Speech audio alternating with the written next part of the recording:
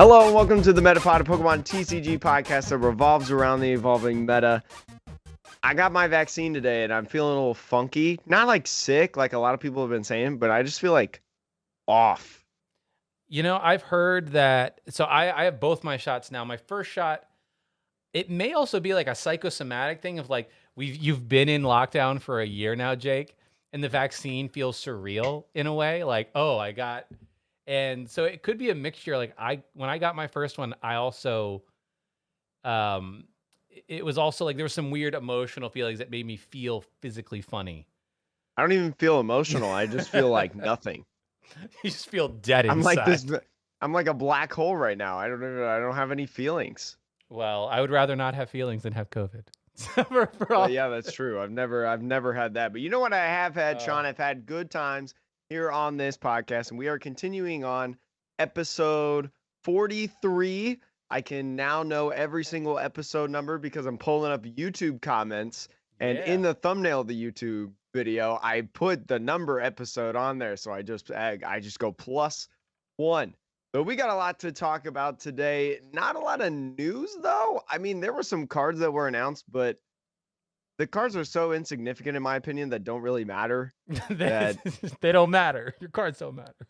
I just feel like it's not worth talking about. So Sean and I are going to talk a little bit about the meta. Sean has a big discussion that he wants to talk about with that. We also kind of want to talk about, now that we've both gotten vaccines. I think the Trashalanch podcast just said in their recent episode that they were the first fully vaccinated podcast out there. And I'm sorry, Sean. They have both whiffed. rounds? I'm too young. Hold on. Young. They got both rounds? They got 2 shots, or did they get that JJ juice? I don't know, but they said fully vaccinated Pokemon TCG podcast. So. All right, Mike. If you got your second shot, if y'all both got your second shot, then I applaud you. Sean, I don't want to make beef. I don't want to make beef with Mike Fouché and the gang. has Steven gotten his shot though? I feel like Flo I have no idea. May have gotten his shot. I have no idea. Too. Anyways, we got this a lot is not to talk a race. About. We want to talk about in that specific. The thing that I was leading to is that now that everybody's getting vaccinated and things like that, the kind of light at the end of the tunnel is coming for IRL events for Pokemon TCG. So we want to kind of talk a little bit about like the etiquette and the different things, because there's a lot of new people. I mean, we've seen all these 5-star reviews that are wonderful, and you should keep giving them if you want to write us a 5-star review, and YouTube comments about how people have just started coming back to the game. You know, they started playing the game during the pandemic. So a lot of people probably listening have never been to a Pokemon TCG event before. And there's a lot of people, I would imagine, that haven't been to one in a long time because we just haven't had any. So it's probably a good refresher. Yeah. I probably need a refresher too. And when you've been sitting and playing PTCGO, and all you can say is well played to most of your opponents, and just spam that over and over, we should probably rethink how we're going to play with each other.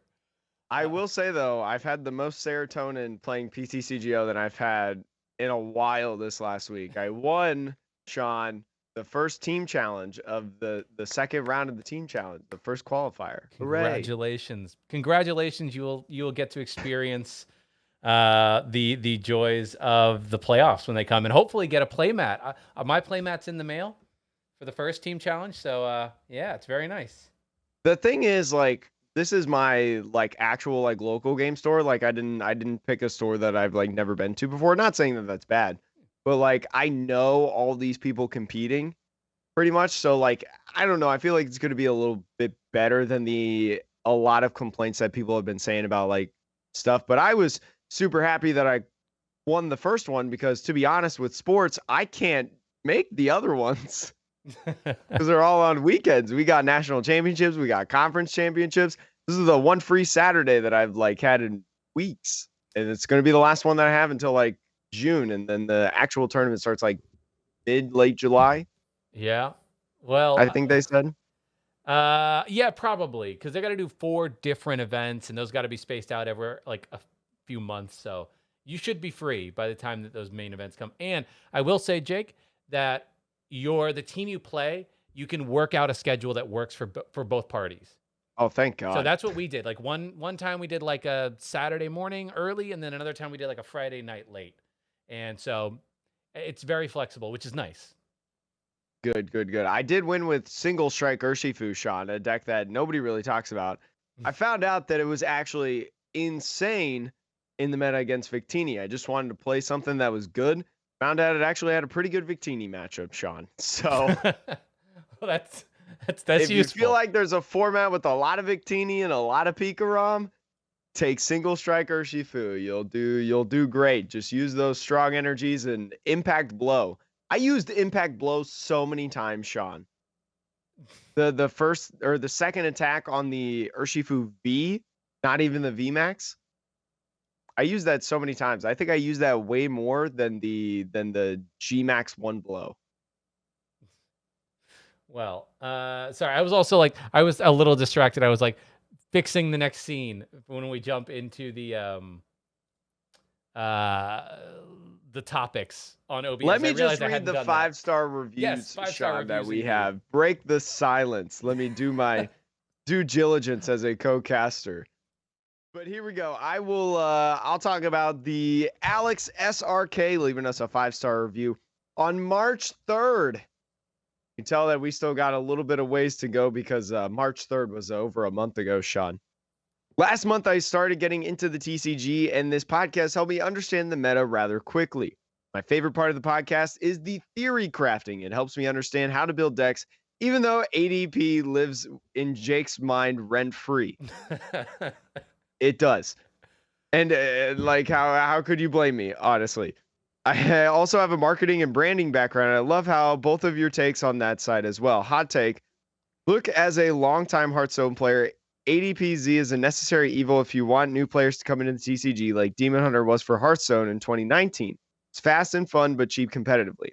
Bought a Battle League deck in effort to build a Turbo Zacian deck. Can feel like I can compete unlike my Vivid Voltage Zard theme deck. Love the pod, and the title was great to hear Jake get salty. Favorite Galar Pokemon is the question out of that, Sean. I mean, for me, Shiny Galarian Zigzagoon. Jeez, you went with the shiny versions? Of course. Now I got to think of the shiny version. Galarian Zigzagoon is like the ultimate David Bowie tribute. It's so good. Wouldn't that be Obstagoon? Oh, Obstagoon. That's what I meant. The evolved Sean form. doesn't even know his Pokemon on a Clearly, Pokemon TCG podcast. Oh my God, this is all downhill from here, Sean. It's one of the goons. the goon squad. Let's just call it I knew where you were going, though. I knew where you were going. My favorite personally is Pincurchin. He's got a little butt for a nose. Little spiky boy, round, got a butt for a nose. How could you not love that? How could you not love that, John?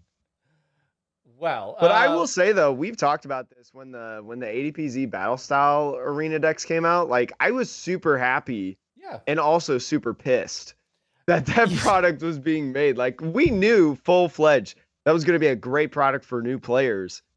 Man, I was mad though. It's a weird thing. Like, I think Alex is right in the respect that, like, getting new players in, printing these types of products where it's cheap to get in. And also, like, ADP, it's a deck because it's so simple to play, but it's still good and competitive, which, like, you know, you can give it credit for that.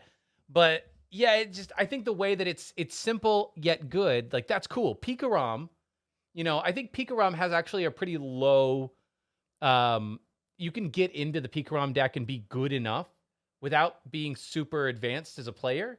But if you're really good, it has a very high skill ceiling. That's what Pikarom offers.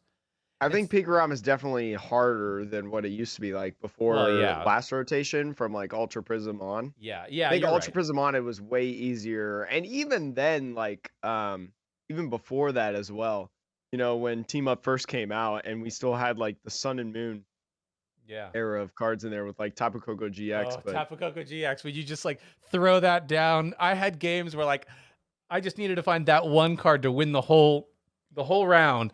And you find it, and you just feel so good, and your opponent's just like, "Oh my God, you got it!" I didn't even see it coming.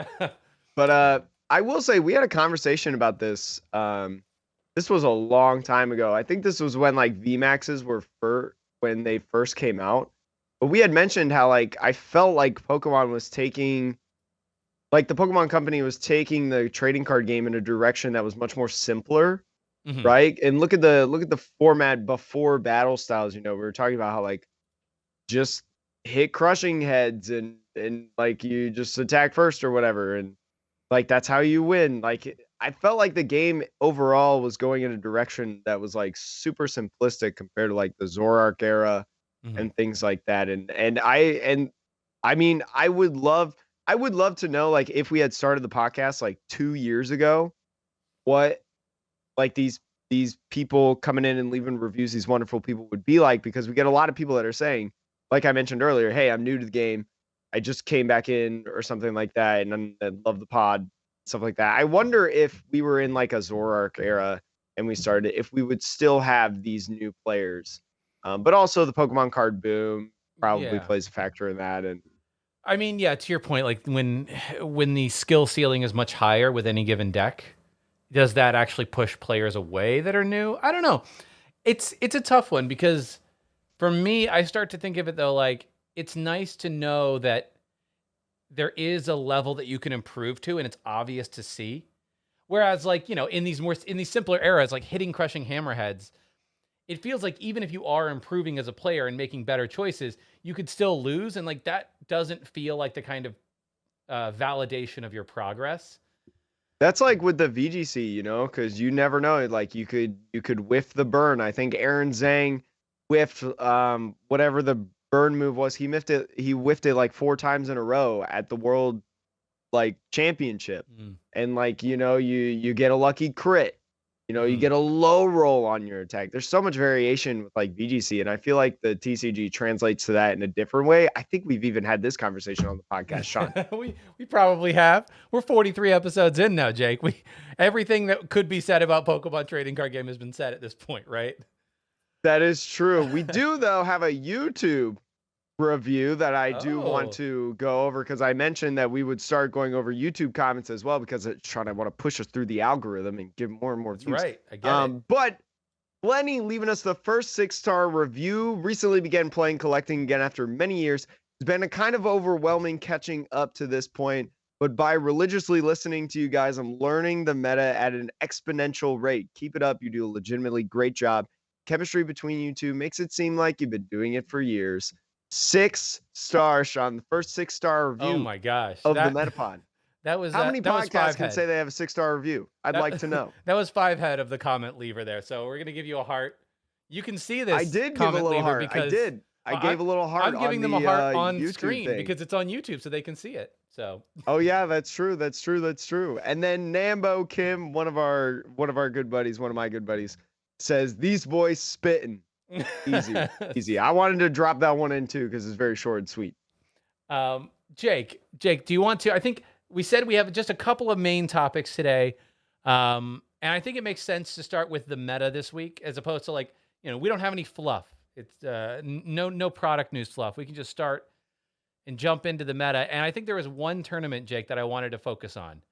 Hmm. And that is the Limitless Major #3. So, Jake, do you want to give everybody a quick rundown as to how that tournament netted? So this is a wonderfully. I'm still amazed about how many people like Limitless can just bring in time and time and time again, right? Because how many people were in this tournament, Sean? Over 500, Yeah, like that's a lot of people. That's a lot 528. of people. But Rapid Strike ended up being the biggest share of the meta. I believe it was like 17.8%, almost 18%. This is honestly like one of the big instances of, Rapid or any deck really taking more of the meta share than ADP. And I would honestly say like almost 4% is actually a phenomenal rate. 20 more people playing it. And then also look at that win percentage for those of you watching on YouTube. If you want to see the podcast on YouTube, check out Atrocious Gameplay, my YouTube channel. I upload the podcast every single week. But the win percentage for ADPZ, 49%. Rapid Strike Urshifu, almost 53.5%, 53.18% win percentage. We talked about it the other week, Rapid Strike Urshifu, especially the Nets version. It's kind Mhm. of the best one right now. It has a lot of flexibility and things that it can do. And you know what? It's showing up, Sean. Yeah. I mean, it's so exciting to see a deck have a definitive lead over ADPZ finally for like that top meta game. And I think that means that the world is healing, Jake. The world is healing. I said the other week, I said, it looks like, I said, in my opinion, there's so many things that can just one-shot ADP right now or knock it out right after the altar creation. I think I said last week that ADPZ is kind of trekking downhill in terms of on that tier list. You know, it's not an S tier deck anymore. It's like a 1.5 at this point. Yeah. And then look, it's a deck that if you hit everything and if your opponent misses, then you just win, right? It's still that deck. But the other decks don't have to be so perfect in order to beat ADP anymore. And I love this. And I wanted to give some love to Rapid Strike Urshifu because this deck, it's fascinating. I'm finding this Rapid Strike archetype, Urshifu in particular, because that's the only really good Rapid Strike attacker we have right now. I'm finding it to be a bit of a chameleon, Jake. And what I mean by that is there seems to be a few decks that are out there, like a few ways to play this deck that it's very surprising. Like, you mentioned the one like Urshifu Nets. Is that the one that got, let's see here. Is that the one that got top? Yeah. This one got second place at the event. But then you also have people like Pedro that were playing Pedro Sinichi, a wonderful content creator on Twitch. He was playing, I believe, the Chinchino version of it. I don't think he made day 2 because he was casting day 2, but there he is right Pedro. There. I know on stream when I was watching him, this might have been before Limitless started, but yeah, right there, he was playing the Chinchino version. Still has nets, but that I consider the Chinchino version a different archetype than the Nets version that we previously looked at. Can I point something out, Jake? What did we say last week that everybody should start putting into their deck? You were saying Phoebe, weren't you? Yep. And what do both of these decks have? Phoebe. Phoebe. Wow. Man, does Sean have an influence over how many people listen to this pod? Well, I can tell you who doesn't probably listen to this pod, and it's probably Pedro and who is the top player? And if Pedro and Gabe listen to this pod, it's that. I mean, much love, but I doubt it. But Sean and I are smart. I can guess what Pokemon cards are coming back into the standard format because you heard it here first. Who guessed level ball? And then Sean just knows what to start doing with your decks. So that's the validation that we needed here on the Metapod. But I mean, it makes sense, right? If you're gonna play the Mewtwo and you're gonna play Nets, throw one Phoebe in. You have access to it. It's definitely like an interesting build, and as you were saying, like Urshifu can be done in so many different ways.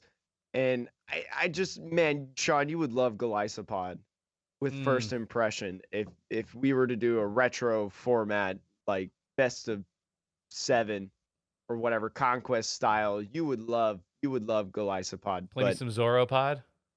Oh yeah, you would love that Zoropod. That's literally what Chinchino. What the Chinchino Urshifu is, basically? Yeah, that's literally what Chinchino Urshifu is. It is literally Zoropod. Trade, first impression, right there. You know what? There's other interesting ways to play the deck that I don't even know if people played them in the tournament, but like Rapid Strike, Urshifu Dragapult, so Dragapult. That's a whole other way to play it, right? Where you just you expect to hit more Eternatus, so you run, a 2/2 line of the Draga and you just play it around that way. I think also Pedro, the wonderful man who played the Chinchino Urshifu version, he's played around with the Lightning Mew 3 as well. Or I'm sorry, not Lightning Mew 3, Lightning Urshifu. Ah, okay. Where you're popping the Coco and, you can get a turn 1 Rapid Flow, G-Max Rapid Flow, I think it's called. Yeah, I think second attack. I was going to say, I think Rare Candy, I didn't watch the video yet, but Eric covered a version of that Lightning Urshifu. And it's nice because you also have the old, the team up Zapdos that does 90 when it comes from the bench, or 80, one of those two. So you think about the math there, you're doing 120. If you have the martial arts dojo, or maybe you do the extra 90 or whatever, that can add up to where you can just keep pivoting between these things and have these little, the Zapdos can take care of Jirachis for you. I don't know. It's like there's so many ways to play this deck, and then you could run like the quad Cheryl route where you're just like, I'm all about one attachment, 150 a turn. I think also this Mimikyu here is pretty good, Sean.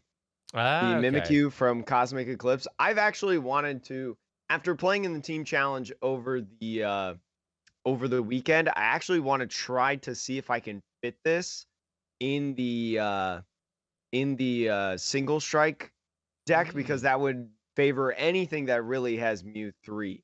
Hmm. Because not only do we have Welder Mew 3, we've got Teenies putting in Mew 3, we've got Pikaroms putting in Mew 3. Now we have this deck that has shown up the last couple. We're not really going to cover it too much, but there's a Psychic Mew 3 deck, Sean, that is back. Just won Azul's sub tournament. Also did really well. I can't remember what tournament it was, but I mean, Mew 3 is there's so back in many a big Mew way. 3s coming.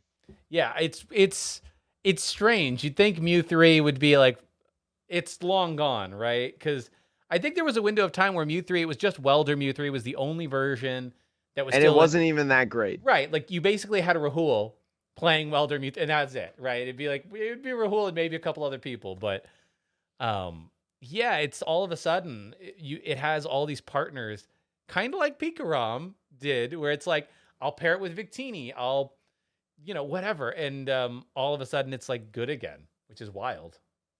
It's starting to be more of a tech at this point than necessarily like its own deck. Hmm. Uh, or at least it has been. Yeah. It has been. Now it's starting to become more of its own decks with like Welder Mew 3, people doing well with that, and then Psychic Mew 3. A lot of people are like really mystified of how Welder Mew 3 is doing so well. Hmm. It's like there's just a lot of fire decks, a I lot of mean, free giant hearts, yeah, you there's know? a lot of fire. You can still do a lot of damage, and Yeah, you still have a versatile amount of moves with like the Incineroar GX, the Naganadel GX, all these different things. let's So see. Let's see a welder deck. The best one here was from I know this Il Covo di Weavile. I did a video with him. Congrats. Yeah, here's the Incineroar. I think you're right. The Incineroar is also what makes that particularly nasty. yeah, I think anybody playing Mew 3 in any deck should play the Incineroar. It's 3 colorless. Why not? The Flareon with that bright flame. I think the first person to ever play the Flareon in a Mew 3 deck, at least from what I saw, I think was Cashman. Uh, I'm pretty sure Cashman played it I've seen this long time Flareon in a ago. Mew 3 deck before COVID. Oh, Flareon I in don't Mew know if 3. I've seen that. Yeah, So Flareon. maybe not. I've played Flareon in a Mew 3 deck before COVID. I didn't start it. But I think, Ah, so you're just big dog well, out I'm here. just saying it was a tech card that people played around with because 190, like Heatran doing 130 is not bad. Reshizard can do 200 with the GX attack, but for 3 energy doing 190 is particularly good because you could one shot a Crobat, right?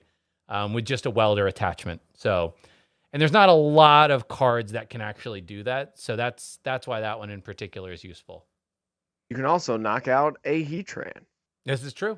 This is true. So, yeah, I think to me, like that's probably the reason why the Flareon makes sense now is because there's just a couple of things running out there that 150 or 130 or whatever, just a little short.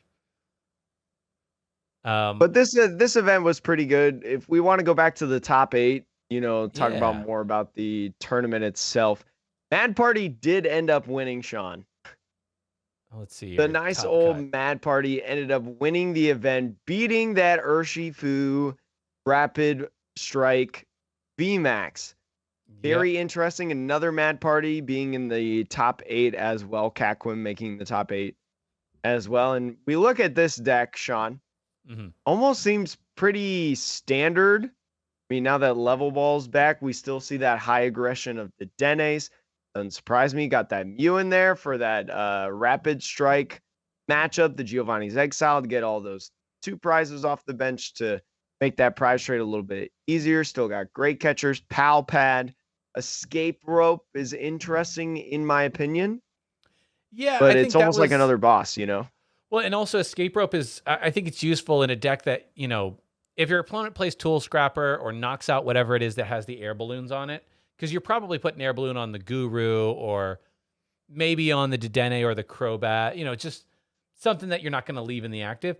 But one strategy to beat Mad Party is, if they can't win the game with the 7 energy that they have, then they just lose, right? So if there are like things that can discard energy, like the Giratina or whatever, that's one way. If you know that you can't take prizes faster, is just to run them out of energy and then trap something in the active, and that's it. So trapping something in the active where maybe like there's an energy attached and they can't attach another one. That's why Escape Rope is also, I think, very good in a deck that doesn't really play any scoop up nets or switches. It's just an interesting deck. I think Mad Party's really fun. It's done well. It's done well as of late. With the rise of Urshifu, I think rises a little bit of Mad Party as well, because you do have the opportunity to hit for that weakness. All it takes is for that Jirachi GX to be prized, or they whiff a quick ball, Pokecom, whatever it may be. And all of a sudden you're hitting that Urshifu VMAX for weakness. And it doesn't take much to knock out, to be honest. It only takes like 8 in the discard, I think. So yeah. This is a weird one, but I do wonder if anybody has played around with a Mad Party list that doesn't rely on Dedenne. I get that Dedenne not enough draw support. Well, I mean, yeah, might be. It might be but like, there was the old, now that we have Cricketune, right? You could use Cricketune and Duskull if you wanted to draw and discard, because that's the other benefit with Dedenne, right? It's just getting stuff into the trash. But there was that old Duskull card that lets you discard 3 and go search your deck. Yeah, from Cosmic Eclipse. Yeah. And that was a version of Mad Party back in the day. And the reason I think that, there might be something to that, I don't know where you find the space exactly, but if you could play Power Plant, then you could just turn that Jirachi GX off. And then you have nothing that it affects, really, right? If you're running Cricketune, you don't need the Dedenne. So it's like, it may be a bad way. I personally think like there's just not enough room. I mean, think about it. The Dedenne versus Cricketune. You have 2 people on the bench for Cricketune versus Cricketune and Duskull versus Dedenne. But also, no matter what, you're going to have a 2-prizer on the field. Mm-hmm. And so would you rather see, up to 3 cards, because a lot of times you're probably not going to have it in the active, right? Mm-hmm.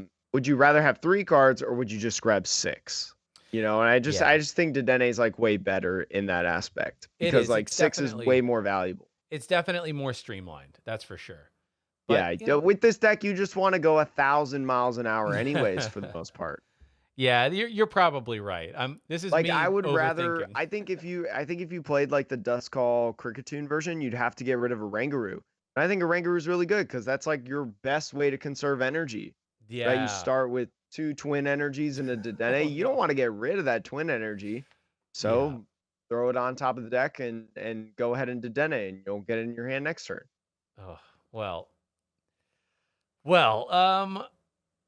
Jake, I think this has been a really interesting conversation about Urshifu and this specific tournament, but now that we are potentially going to have those in-person events again, do you want to transition to giving some advice about what in-person might look like for people and what we should do? We didn't, by the way, viewers, we didn't write any of this down, so this will be just like coming up with it on the fly. This is on the fly. F it, we'll do it live. You know what, Sean? The first thing that you should always do is tell your opponent good luck. Mm-hmm. Say this time and time again. Just say good luck. You don't even have to look at the person. Don't even have to you don't even have to anything else. You don't have to mean it. As you're shuffling, you're like, good luck. Yeah. Because at the end of the day, like, again, I think the baseline for all of this should be, even at a big event or regionals where everybody clearly is playing, they're competitive, they want to win. At the end of the day, you are choosing to do this for fun, So just always keep that in mind when you're competing and when you're playing your opponent. So that is like a baseline, and that'll hopefully help you just naturally have all the manners that you need. All right. So rule number 1, always say good luck. Sean, what is rule number 2? I would say rule number 2 right now is you don't have to shake anybody's hand. Don't shake people's hands. Yeah. You don't even have to knuckle touch. Just Yeah, say, "Hey, GG's." you're cool. Give them the point. Give them the piece. Yeah, because that's something also that people who go to regionals often talk about is you get sick after a big regional. So for those of you who've never been or have forgotten, the more you interact with another human being's physical body at a regional, and there's gonna be a lot of people you're gonna be playing, the less you can interact, the better. I don't know how this is gonna solve the touching other people's trash, like their discard pile. I think you just ask. You could just ask, but there is that weird thing. I think that if you do get back into it, and yeah, you're not playing super sweaty, but you're still competitive. Asking if they have X in their discard pile gives away your strategy to some degree. So that is one area where it's like, yeah, that might be a Let me little just reach unavoidable. over real quick, grab your I mean, trash while you're looking through your deck, and but I mean, you could also ask them to fan out the trash, their discard for you, right? Like that's an option. Just be like, there's a specific Pokemon rule that says your trash must be in one place. So like I know when people were playing like Mewtwo decks, mm, before the pandemic, what you would do is like you would have your trash showing you my Digimon cards, but like you would have your attackers yeah, like kind of out here a little bit, like kind of skewed to the side, but yeah. it has to be like connecting still at a certain point, to my understanding of it. Oh, but Like what your you could discard do, has to be all connecting. but what I was saying you could do is like you could have your opponent like just lift up their deck and then just thumb through it themselves, so you don't have to touch their cards. Makes sense. Yeah, yeah, yeah. I think that would be an appropriate thing to ask now that we're in a post-pandemic world, right? Like the pandemic has Mhm. happened. And Um, also cutting as well. If yeah, somebody asks you, "Hey, can you cut your deck in half real quick?" Might as well do it after a shuffle, yeah, because I really don't want to be touching people's decks, to be honest, Sean. yeah. So I mean, what I would say to that is like if your opponent wants you to cut a deck in a weird way, or if you want to ask your opponent to do it in a weird way, lots of games people say cut and then top five, right? Put the top five on the bottom. Just be like, accept it, don't stress about it.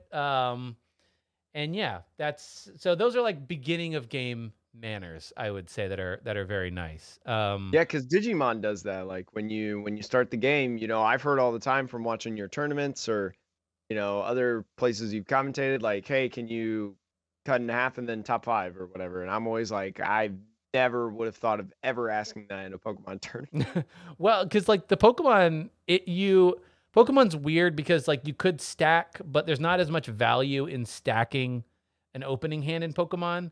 Whereas with Digimon, like you have the security that goes out first, and if your opponent has to hit into that, that can be pretty brutal. So you're actually protecting yourself. Whereas on Pokemon, you're like, And also, like Pokemon has such aggressive search in the yeah, deck, whereas Digimon, I don't know if I've ever searched my deck once in Digimon in the handful of games that I've played.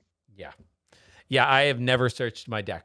I don't Yeah, think and there you are play any like every cards. day. Yeah, I don't know if there are any cards right now that let you directly search your deck.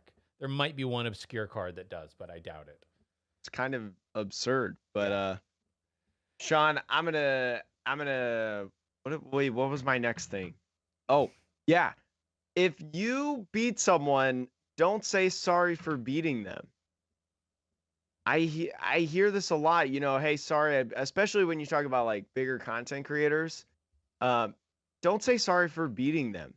You won. You won fair and square. Even if they dead draw, they're probably pissed that they dead drew. Don't just say sorry. All right, just say GG's, and just move on your merry way. Don't be like, "Hey, I'm sorry I beat you." Like, what?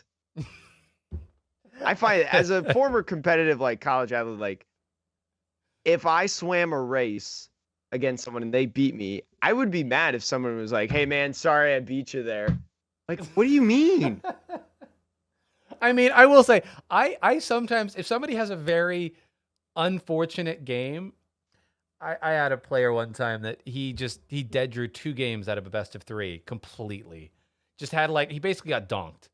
And at the end I was like, I tried to empathize. I was just like, I'm so sorry. Like that's like not that I beat you, but I'm sorry that you had to experience your deck like that. I Mhm. think it's definitely a read the room though. Because some people, Yeah. they're just tilted and they're out. And like that's okay. People are allowed to be tilted and just walk away. walking away is always an option. So, Yeah, if you got nothing nice to say, don't say anything at all. Just walk away. I think it's like kind of a manners, but also just kind of like how people play when you play IRL. That if you've only ever played online and you're getting into this, Pokemon has a lot of shuffling. If you've only played online, you will not really have noticed this. But what I would tell anybody who wants to get into the physical card game now that we're coming out of the pandemic, take some time, build some physical decks, and do what. No, don't even build physical decks. Well, get 60 bulk cards. Fine, fair. 60 bulk cards that you pulled from the packs that you and your sons and your daughters did, and just keep it at your desk, whether it's at work or whether it's at home. And just when you're at the computer or you're chilling, just practice shuffling. Yep. I've gotten so much better at shuffling in the pandemic. Oh my God, Sean. Yeah, I mean, ever since I built this deck. But that's the thing, right? It's very like what I remember when I was new and I would go to the card shop and all these experienced players. And when you're new, you don't really know how to shuffle unless you come from another card game. And it is so nerve-wracking to like feel like you're holding your opponent up because you're bad at and your cards are falling on the table and you're like, ah. So, if that's something you want to do, don't be too nervous, like whatever, but spend time now, just like at your desk, like Jake said, grab some cards you don't care about. Practice the way that you want to shuffle. Cards, go pay. I mean, I paid like $15 for these sleeves. Yeah. And I've been shuffling this deck like every day for a year. Over a year, because these used to be my competitive sleeves. Just like, doesn't matter how dirty they get, when one rips, just replace it, and it's awesome. It's also like a good dose of serotonin to hear that, well, Jake, when you shuffle, in my opinion. I will say, Jake, is that how you shuffle your real deck? Do you do that like bent shuffle? No. I only do it for this bulk deck. Okay. I only do it for this bulk deck because it's satisfying. Yeah. So practice how all the different ways you think about you want to shuffle, practice it. And then when you actually get into a game, there is it's kind of an unspoken rule, like way to play the game. Where if you have a few times on your turn that you're going to look for multiple cards, feel free to, go pull a card out and then just set the deck back down for a second to play your next card and say, I'm going to go back in. Yeah. So for example, if I've got Quick Ball and a Pokecom in my hand, I Quick Ball, I go grab a Pokemon, I grab this Sobble right here, and I know that I'm going to Pokecom this Sobble for an evolution Pokemon to evolve something on my bench. Don't worry about shuffling. Slap that puppy back down. Say, all right, I'm going to play Pokecom, put this in. Yeah, just minimize the amount of times that you have to shuffle. If you're going to go like evolution incense, Pokecom for Dedenne, right? You shuffle before you Dedenne, and then you might have to go back in after the Dedenne, but you have no idea beforehand, yeah. You know what I mean, Sean. Yeah, that's like an interesting mannerism that like technically the card says shuffle, but like a judge will also allow you to say, I'm going to go back in. And so long as you play a card that lets you look through your deck again, then you're good. Now, and even then, like if you change your mind, you just say, you know what, actually, I'm going to pass or attack or whatever. They would just ask you to shuffle your deck, after you do such thing. You know? Yeah. So that's like one thing that, again, if you're super new to like the physical game, you're going to realize how much shuffling that is. And you'll eventually get into the habit, right? It'll be like, I'm going to get this. And then you think for a second, I'm going to go back in. You go back in and that genuinely shortens the game by like at least 20 to 30%. Oh yeah. Shuffling takes up so much time. It's absurd. In Pokemon, it is absurd. Yeah. I mean, we had mentioned, how much search you have in your deck. You're doing it so much. You've got Level Ball, you've got Quick Ball, you've got Pokecom, you've got attacks that accelerate energies from the deck. You've got all these different things. Mm-hmm. It's quite crazy. I think there are other like kind of mannerisms. I'm trying to think of anything before we get to one of the topics we want to cover, like IDing. I'll just say that first, Jake, and then we can, if we think of any others. One of the thing that it sort of came up on Twitter, and I don't have a negative judgment about any of this in any direction, I But think the whole thing is stupid. it is a little silly, to be frank. But one of the things, if you're in a tournament that has a top cut, so that's going to be like a league cup whenever that comes back, or regional, there's a whole thing called ID, which is an intentional draw. Intentional draws are allowed in Pokemon as long as both players agree to it, and you can say, "Yep, we choose to not Actually play the game." right?" And You'll not do declare that a in winner. IRL events because IRL events are like they're not open deck lists. Yep. You know, maybe you can guarantee yourself in the top cut or whatever. So you're like, you know what? Instead of losing and getting bounced, I'm gonna ID to at least get 1 point this round and boost my chances of getting in. Maybe if it's a bubble, or you're like, you know what? I got this super spicy secret tech card that nobody knows about because I haven't played it yet or told anybody, and I don't want to show anybody yet. Or it could also just be Completely legitimate though. It could also just be like, "Hey, I had a really good first few rounds. I need some Chipotle. I'm hungry. I Maybe need you to haven't go had get lunch food." yet. Right. You know, when you have IRL, it's not as easy as going to your fridge. No, you got to go to the store and get food.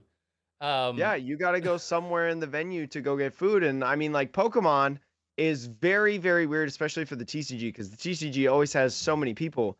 They got to get those rounds done super fast. And so the schedule, they'll kind of just like run right through lunch from what I've heard. There's not really a lunch break. Yeah, there's big events, regionals. There's never, and even league cups, there is almost never a lunch break. And so it can be very tiring. So There might be a break like at a cup, there might be like a half-hour break before top cut, but I mean, I've been to places that have top cuts at league cups and stuff where they're like, we could either take a half-hour break, or if everybody wants to, we could just get this thing going. you don't want to be the one guy being like, "Actually, I'd like for us all to stay an I'm extra 30 hungry for a minutes." burrito. So, but on that front, though, what I will say is there are situations where you might want an ID, but your opponent does not. And it's important to remember there is to recognize that your opponent is allowed to not want to ID, and that's totally cool.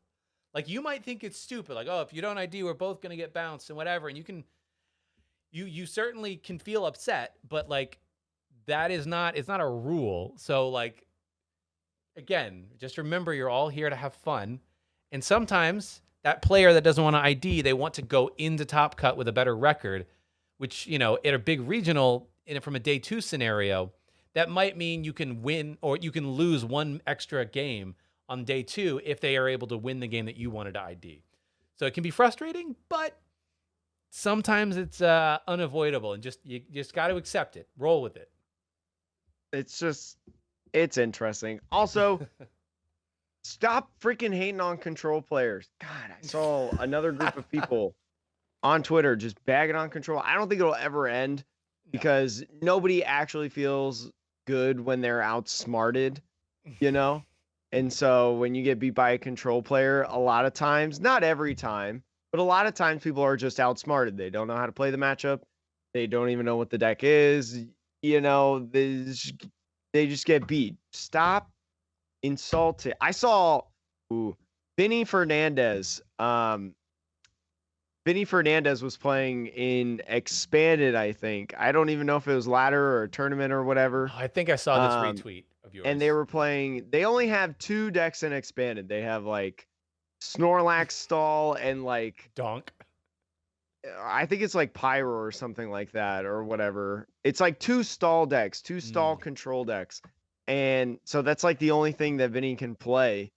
And the person was like, "Wow, you don't even think when you play the deck." And it's like he's facing against ADP Dark Box, which plays Darkrai EX.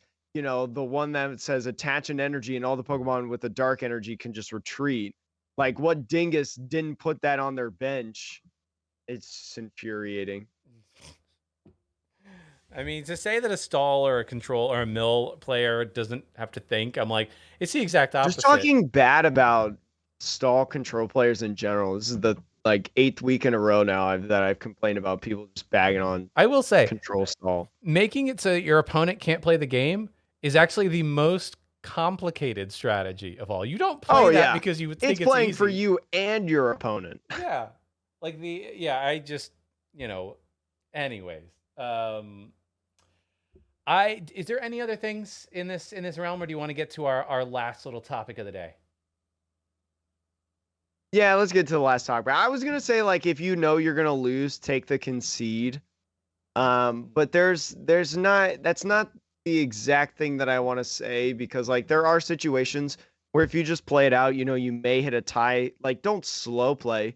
Don't be like, I have this one card in my hand. I'm gonna sit here for 30 seconds and decide whether or not Yeah. I'm gonna play it. Don't do it like that. But like there are situations where you're like, I know I can like auto lose this matchup, but maybe if we play it out, I can win. Maybe the control player has a slow time setting up or whatever. Just don't slow play people Yeah. out of a win.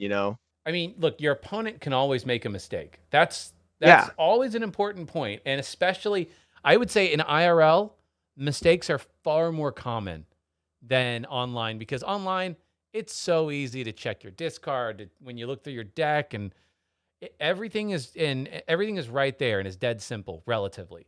And so, yeah, online people are quick to hit that concede button, but Yeah, I IRL, mean, if you just scoop, you know, eh, you're always going to lose, but like you're saying, don't like your opponent could mess up, if you run it out the rest of the way, you might get lucky. You might yeah, win.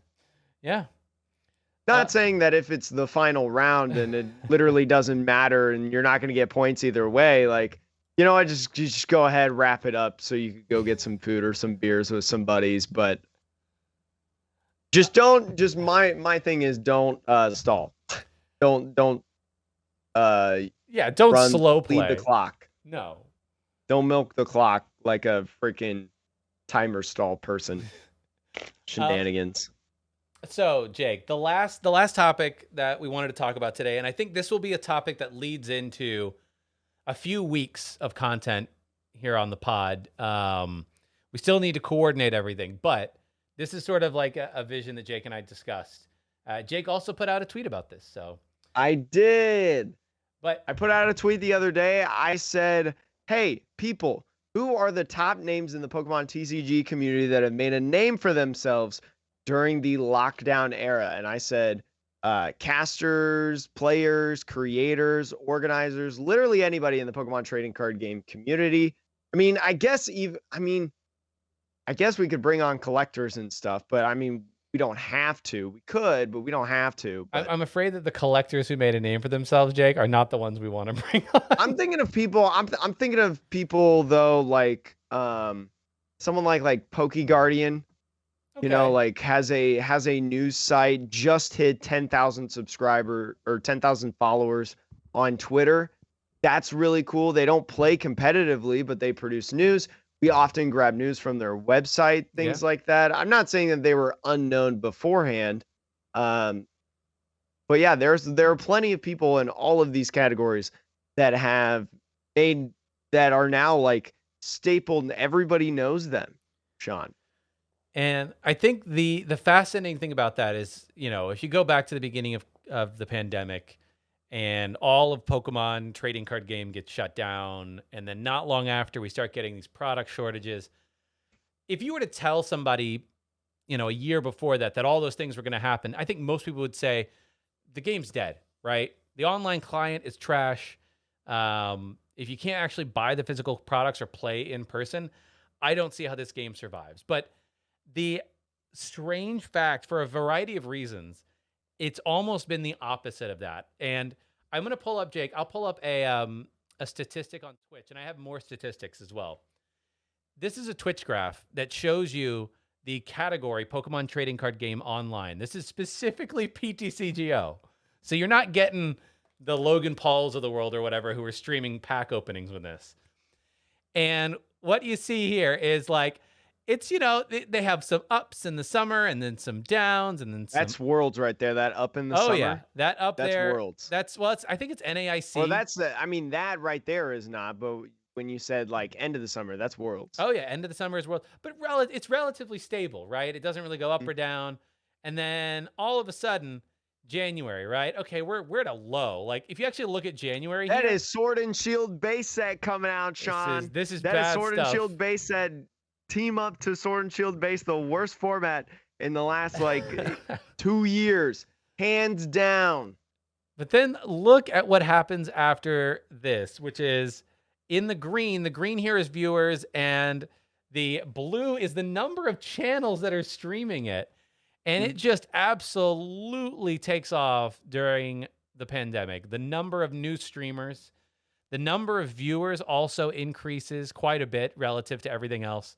So I think for me, this is a huge, just looking at this chart saying somehow people are still interested in watching people play Pokemon trading card games. I mean, it's the only way right now to play is online. So like a huge credit, the only way to play is online.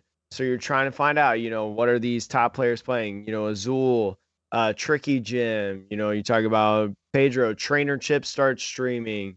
Mellow Magikarp is also in the game now. Just applied for partner. Congratulations, Mellow. I hope you get it. But either way, even if you do or don't, you're still freaking boss, man. Anyways, but then all these things. So you have it takes off on Twitch, and you're like, well, maybe that's just takes off in a relative term. Well, yeah, but I mean, everything is relative, right? Einstein or something.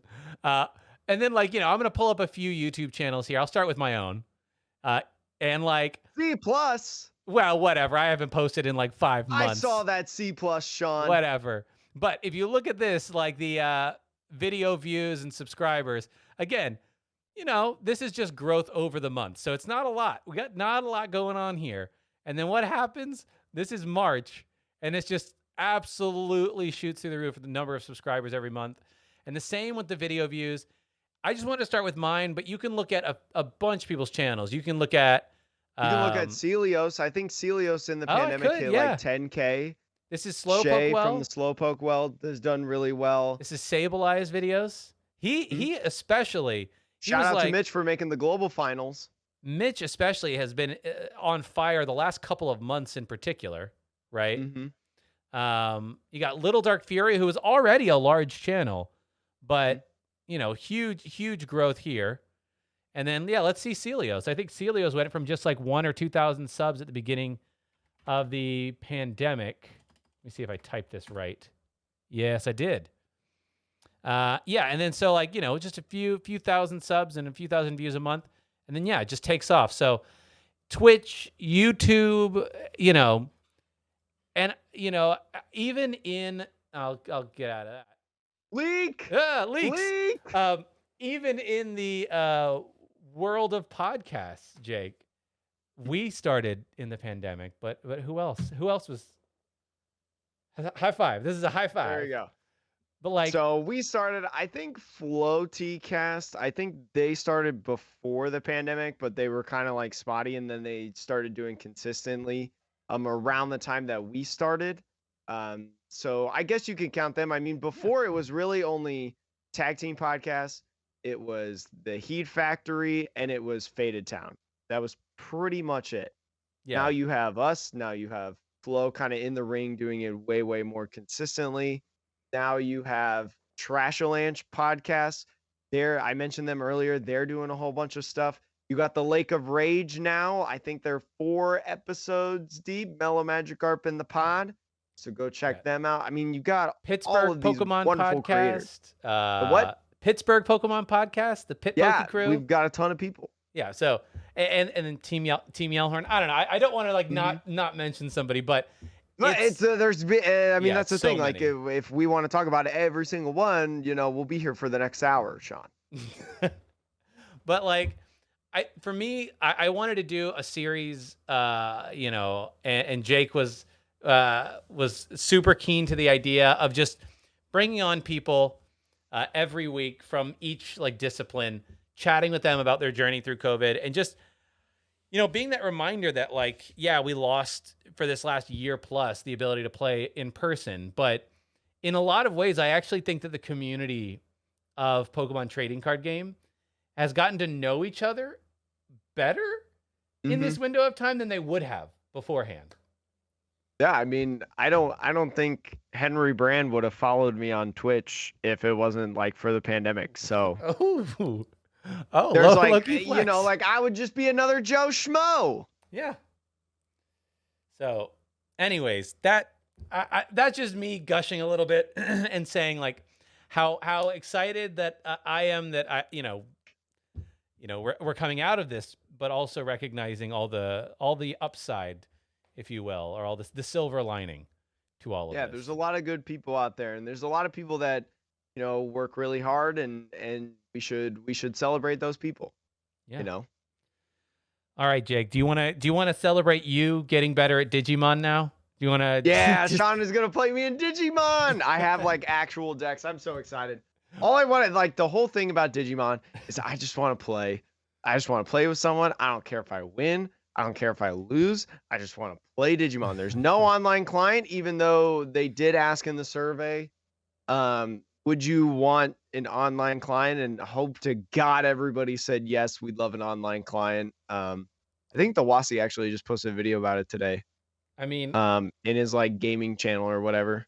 I would be like, for me, it's like, yeah, you should probably have one. Accessibility is good, but I'm not going to use it. I just want to Why play. not? What I if just we're want to here play for with a physical while? cards. I want to play cards. physical cards too, Sean, but I gotta practice. All right, well, let's get to practicing, Jake. We'll see all y'all folks right. next Thank week. you so much for listening to the Meta Podcast. You can listen to this on any podcasting platform, or you could watch our reactions on YouTube. Sean laughing, his wonderful cats. You can see my horrendous background, this excellent rounds feel plushie over here that is God, so round. And many, many more wonderful things. This is the Metapod Podcast. Revolves around the evolving meta. Sean, have a great. Well, All right, we'll see each other later. beat you Goodbye. here in a bit, actually. Awkward outro. Bye.